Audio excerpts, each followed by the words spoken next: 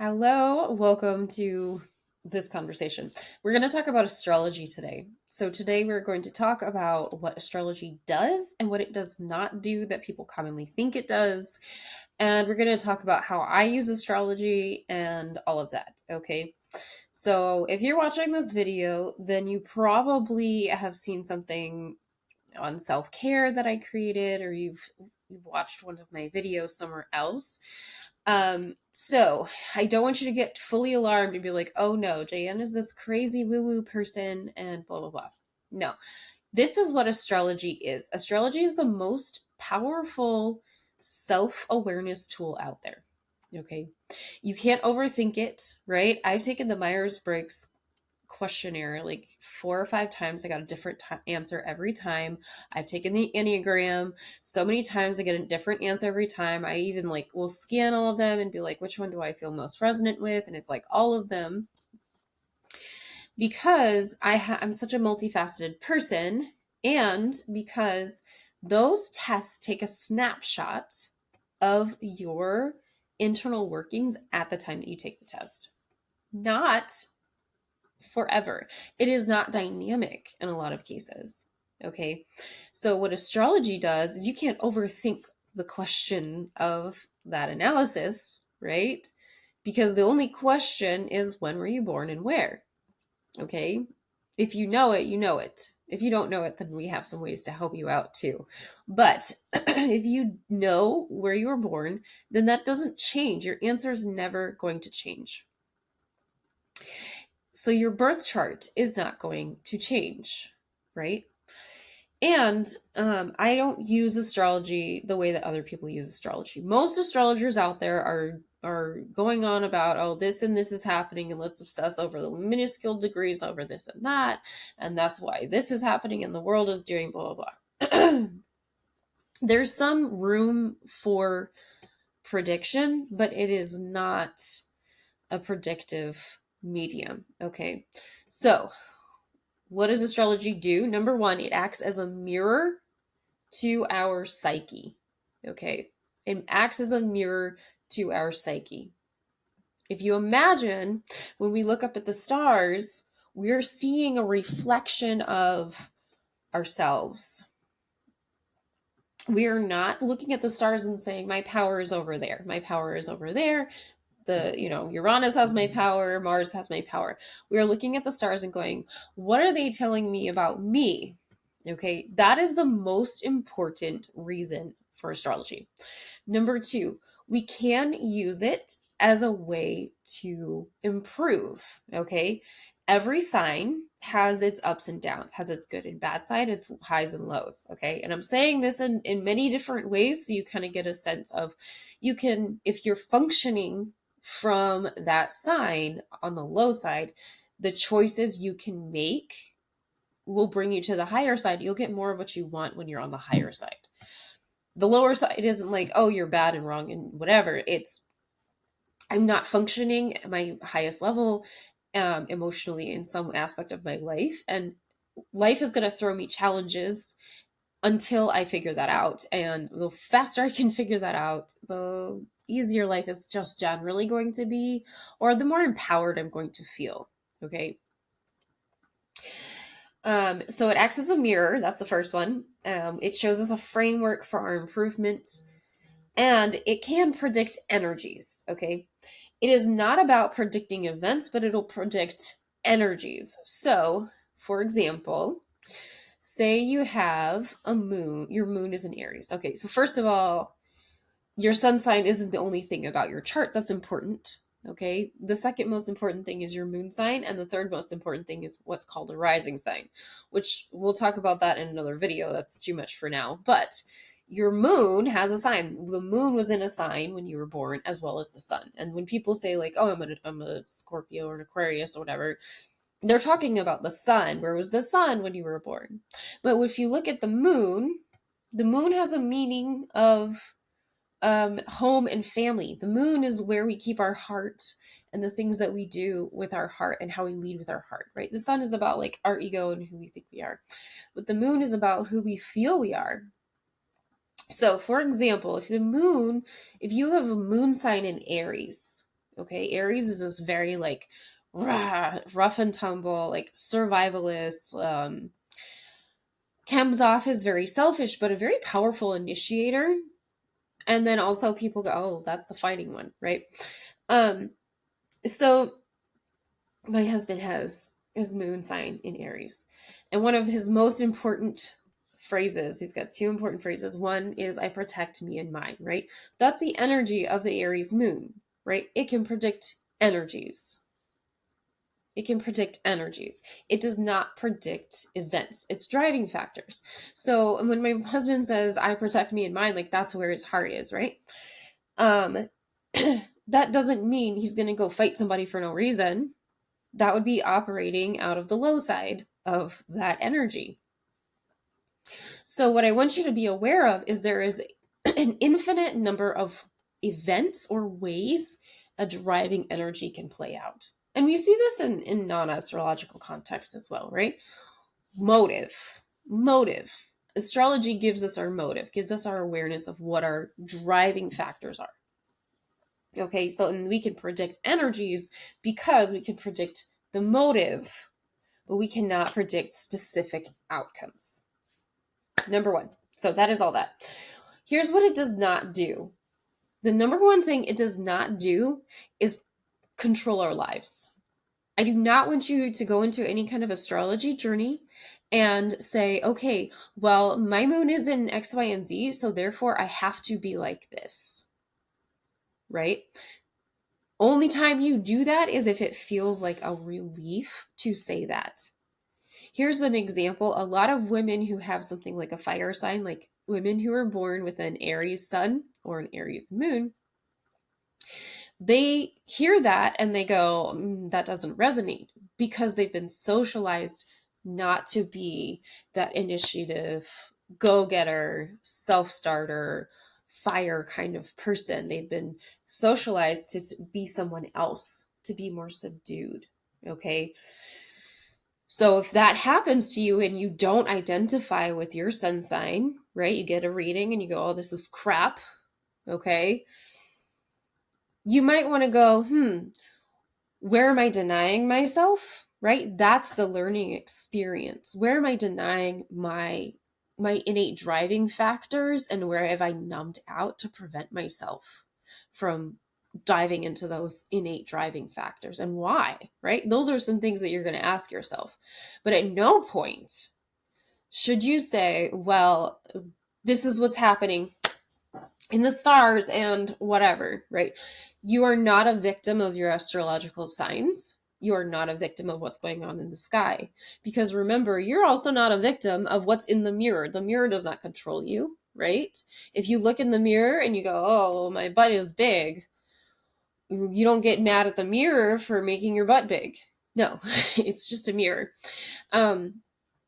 It's bringing you that reflection of, how do I get to that higher side so that I can feel more empowered, so I can feel more in control of my life, so that I can feel like I know what is in my control and what's not in my control, and I can have more ease and flow in letting go of what I think is in my control, right? So that is what I want you to take away from this.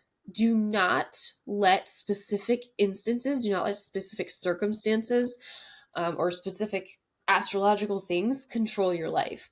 You can look at it and go, that might be a tricky piece to my life. How can I learn and grow in my best way possible so that that piece is working for me instead of against me? That is the biggest reason I even bother with astrology. Otherwise, it can all just become this like obsessive thought lifestyle of just going, oh, well, the moon is this and the sun is this and everything is doing all these things. Okay, what does that mean, right? And what I care about is what it means. Not about what it's doing, but what does it mean? And we can do all of this without astrology. It doesn't matter. You could do any of this without astrology. It's just that astrology gives you a much faster roadmap to say, zone in on exactly the points of what you want to look at when you're starting your self-care journey. And it's like overwhelming. Look at your chart. If it's overwhelming, look at your chart, and then you can start to journal about what are these things that I need to focus on. Okay, so why does astrology work? Nothing is random. That's it. Nothing is random. Everything has its space and place. Randomness is something that we create with our brains to quantify things we don't yet understand. Okay. Our brains are in the 3.5 dimension world. And when I say that, I mean length, width, height, and time. We can't even go backwards in time with our brains, right? We can imagine backwards on the timeline. We can think about history, but we can't go back there, right? So our brain only perceives 3.5 dimensions. Okay. So when something comes into its purview from another part of our current reality, and this is where it's going to get a little weird, but if something comes into its frame of reference, it's basically the brain periphery, at first it's going to reject it. And then it's going to say, well, I don't understand yet. I haven't classified it yet. So it's random. And that's what we call random. Randomness is nearly impossible to create. Random number generators are not actually real. It's hard to get actual randomness to occur. So what they do is they have a very complicated algorithm to make randomness kind of feel like it's happening. Okay, but it's still structured. It's very structured. That's what random number generators do. Randomness does not truly exist. It is a construct we've created. Anyways, so our birth time is as unique as a fingerprint, and it's important to our lives. Okay? It's important. When you were born was important. How you were born was also important.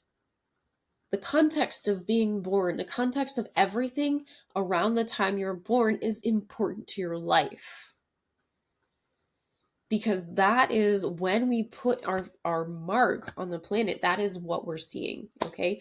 And if I have lost you, that is okay. That is okay. You don't have to follow everything I say. If it feels like truth is coming through, but your brain is like not getting it, that's okay too. Keep watching, keep listening, keep going. Okay. It doesn't have to make sense yet. It can make sense later. Okay. So that is all you need to know, really, is that's it. Nothing is random. Everything has some meaning. It's just not always the meaning that we assign to it from our brain. And that's like a big part of this work too, is just reassigning meaning to something that's a little bit more efficient than what we have had in the past, right? So we need to ask about proof. Like, is this actually true? Two things. Number one, there's a statistically significant relationship between a lot of these different pieces that we talk about and conclusions. It's hard to create statistical significance because the population size is so large that it's just hard to measure. But I know of at least two things. One is a study that I read about in a book, The Book of Water, I believe it was, by Stephen Forrest. Yes, okay, sometimes I have trouble remembering names. Stephen Forrest wrote this book called The Book of Water. And in it, he says that he was working for a government agency and they were doing statistical analysis on just all kinds of stuff, like lots of like sociological surveys and stuff. And he had all these birthdays and he had the rates of depression and he ran it. This was like in the 60s. And he was like, I have to do this thing where I run people's birthdays through the computer, because he was an astrologer way back then. He was still learning. So he had a job for working for the government. Anyways, he ran it through and he found a statistical significance around having a birthday during a Scorpio sun time and depression. Okay. There's a statistical significance. There's a statistically relevant relationship between having a sun sign in November or the end of October into mid-November and depression, which Scorpio is like known for being broody, right? So all that to say, there is evidence. The other one is that everyone like fears Mercury retrograde, right? So, oh, Mercury, that's like the most common one. Oh my gosh, Mercury is retrograde. And that also has a statistically relevant uptick in car accidents. People aren't communicating as well. There's technological breakdowns, things like that are happening. So I don't want you to fear, but I want you to be aware. This isn't just like a bunch of random stuff. Well, nothing's random, right? This is really important reflection of our collective psychological awareness and understanding and connection on a grand scheme. And on an individualized scheme, it's a very powerful personal development tool. And it is, for so many people, it has shifted the way that they see the world and see themselves. And if it works for you, if it makes you feel like, oh my gosh, thank you, I finally feel seen, then trust that. And if it doesn't, then don't bother. Like, this isn't this isn't like the most important thing on the planet. It is a wonderful tool. Astrology is a wonderful, powerful tool, and you deserve to feel like you're empowered, like you're in the driver's seat. That's all I want you to get out of this. I will talk about astrology more. I will talk about astrology a lot because I think it's interesting. I also want you not to get hung up on the astrological stuff. Get focused on what's going on with you. How can you make you feel better? How can you work through some things that are within you? What happened when you were a kid? What happened when you were 16? Like, asking those questions are your top priority. Learning astrology is secondary to that, only unless, you feel really, really seen with an astrological consult. Okay, that's enough. I'm going to stop talking now, but I really appreciate you watching this all the way to the end. And if you did, like, honestly, there's something here. There's something here. So keep watching, keep listening, and I love you a lot.